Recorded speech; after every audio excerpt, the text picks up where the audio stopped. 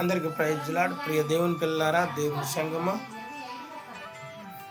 మన మన మారు మనసు నిమిత్తము మనం ఫలించకపోతే మన తండ్రి అయినా కూడా, మన ఈ లోకపు తండ్రి అయినా మనం చెప్పినట్టుని నడుచుకుంటే ఆయన ఎంతో సంతోషిస్తాడు.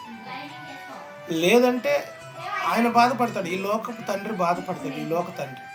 కానీ పరలోకపు తండ్రి ఎక్కడో మనము మట్టిలో కలిసిపోవాల్సిన మనము కొన్ని సంవత్సరాల నుంచి కాపాడుకుంటూ వచ్చి మనలో ఫలింపు లేకపోతే ఆయన ఒక ఉపమాన రీతిగా ఒక మాట మాట్లాడి, తండ్రి అయిన దేవుడు. అది చదువుదాం రండి. లూకా సువార్త 13వ అధ్యాయము 7వ వచనం. గనుక అతడు, ఇదిగో 3 ఏండ్ల నుండి నేను ఈ అంజూరపు చెట్టును పండ్లు వెతుకుచూ వచ్చుచున్నాను, కానీ ఏమీ దొరకలేదు. దీనిని నరికివేయము, దీనివలన ఈ భూమియు ఏల వ్యర్థమైపోవనని ద్రాక్ష తోట మాలితో చెప్పాను.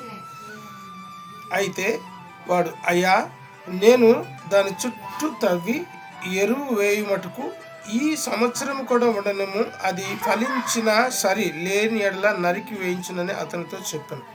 చూసావా, తోట యజమానుడు వచ్చి, ఇది ఏంటి ఇంకా ఇది ఫలలేదు, అంజూరపు చెట్టుకి ఫలాలు లేవు అని చెప్పేసి దీన్ని నరికి ఈ భూమి అంతా వ్యర్థమవుతుంది అన్నప్పుడు ఆయన ఆగమంటున్నాడు.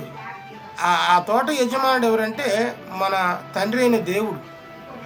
అయ్యా, కొంచెం ఇంక ఈ సంవత్సరం కూడా ఆగు చూద్దాం అని అంటుంది ఎవరంటే మన ప్రభు అయిన యేసుక్రీస్తు. Amen, amen.